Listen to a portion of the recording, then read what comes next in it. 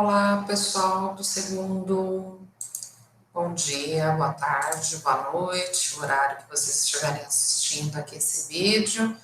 Eu vou fazer uma série de gravações aqui de vídeo explicativos dessa matéria, tá bom? É o capítulo 6, começa lá na página 42, estatística, tá bom? Lá da frente A, tá bom?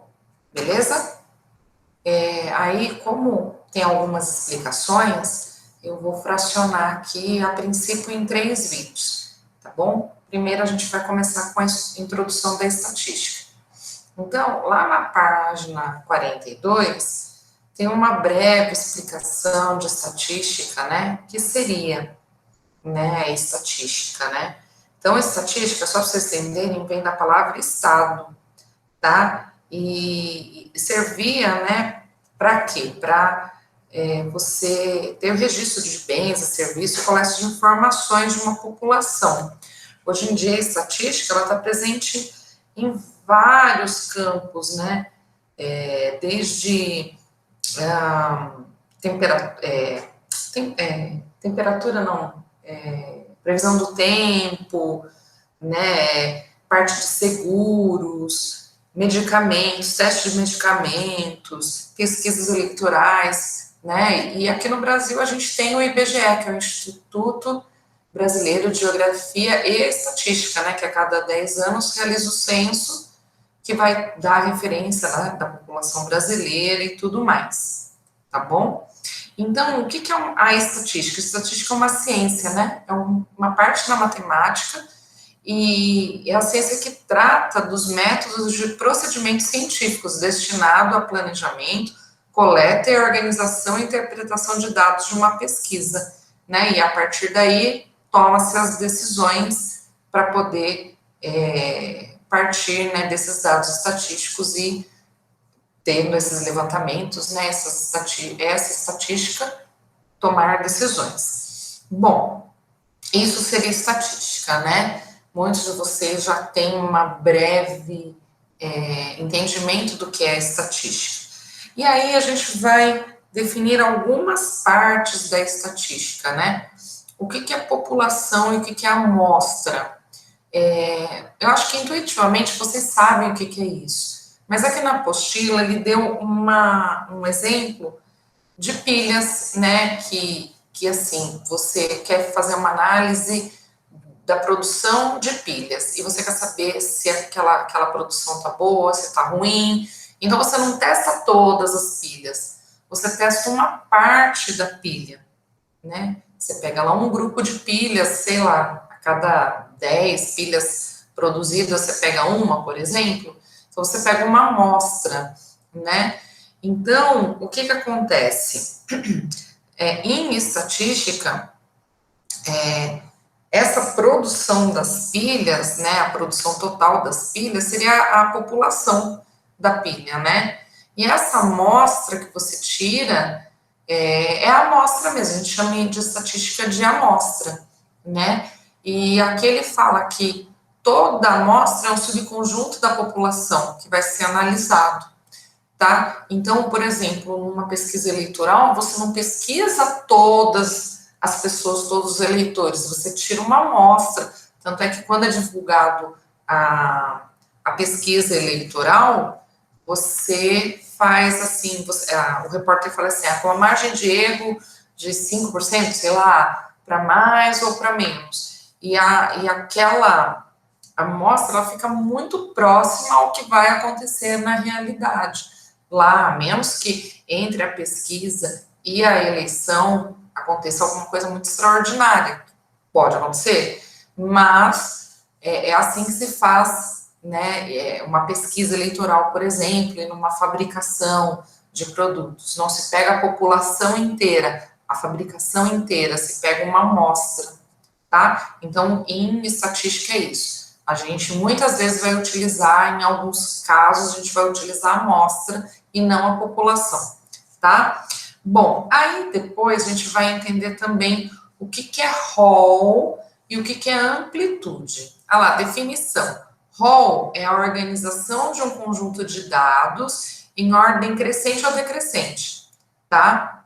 Então, por exemplo, você tem aqui uma quantidade de dados, olha lá, 7, 3, 5, 8, 15, 25, 1, 2, 3, 5 e 8. Aí eu falo assim, pessoal, eu quero que vocês organizem esses dados aqui em rol. Então, o que você vai fazer? Você vai colocar esses dados em ordem crescente ou decrescente. Eu coloquei em ordem crescente. Eu prefiro em ordem crescente. Eu, pessoalmente. Mas poderia ser em ordem decrescente também, não tem problema. Amplitude trata-se da diferença em uma amostra quantitativa, né? Entre o maior e o menor dado coletado na amostra, ou seja, no rol. Então, você tem essa amostra aqui, você tem esses dados. Colocou em ordem crescente ou decrescente é o rol. A amplitude é a diferença entre o maior e o menor número desse rol. Então, nesse caso aqui, 25 menos 1, 24. Tudo bem? Então, essa é a amplitude dessa amostra aqui. Depois, o que vai acontecer? Né? A gente vai verificar, a gente vai aprender o que é a distribuição de frequências. Então, veja bem, aqui na apostila ele fala assim, ó, os valores de uma variável estatística costumam ser representados em tabelas ou em diferentes tipos de gráficos. Em geral, os valores das variáveis qualitativas e quantitativas discretas são divididas em subconjuntos da amostra, associados a uma característica qualitativa ou a um número. Então, aí a gente vai ver agora essas representações através de gráficos de um conjunto de dados. Então, por exemplo, você tem aqui uma tabela, tá? Deixa eu diminuir um pouquinho aqui, só para a gente poder enxergar a tabelinha inteira. Aqui, gente, é um exemplo da apostila que está na página lá 45. Eu não copiei o exemplo inteiro, mas ele fala aqui que tem uma prova com 10 questões de múltipla escolha. E ela tenha sido aplicada num grupo de 200 alunos, tá? Então, o que acontece? Aqui eu tenho a quantidade de acertos da prova, então pode uma pessoa não ter acertado nada ou até as 10 questões da prova. Aqui eu tenho a quantidade de alunos que acertaram uma quantidade de questões da prova. Então, por exemplo, 4 alunos acertaram nada, 0 questões. 8 alunos acertaram uma questão. 10 acertaram 2, 8 acertaram 3 e assim sucessivamente. Até chegou em 5 alunos que acertaram 10 questões. Essa quantidade de alunos aqui, ó, que acertaram, por exemplo, 35 acertaram 6 questões na prova, nós chamamos essa aqui de frequência absoluta. Então, o que é uma frequência absoluta? É o número de vezes que um valor é observado dentro de um conjunto de dados, ou seja, 10 alunos acertaram 2 questões da prova, tá? Então, é a frequência absoluta. Aí, eu tenho essa coluninha aqui.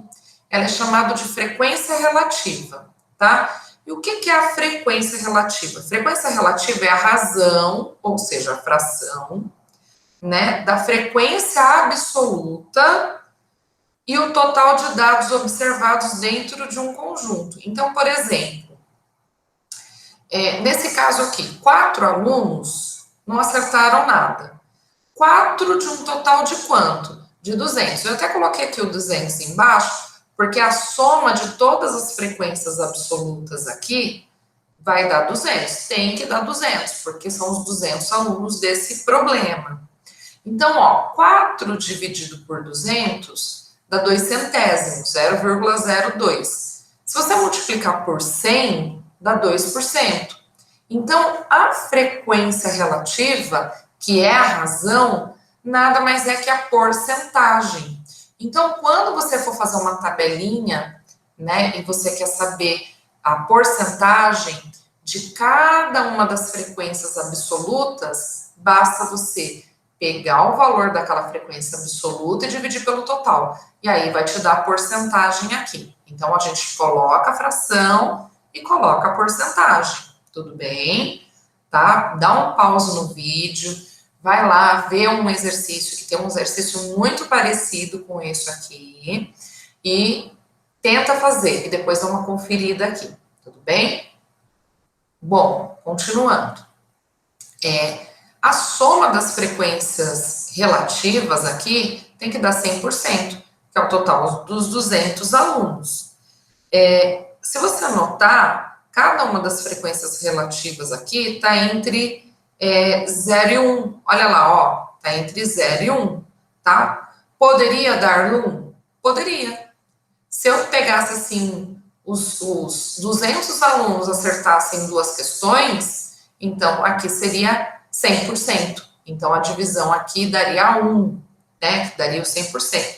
E poderia dar 0? Poderia, né? Se nenhum aluno tivesse feito a prova.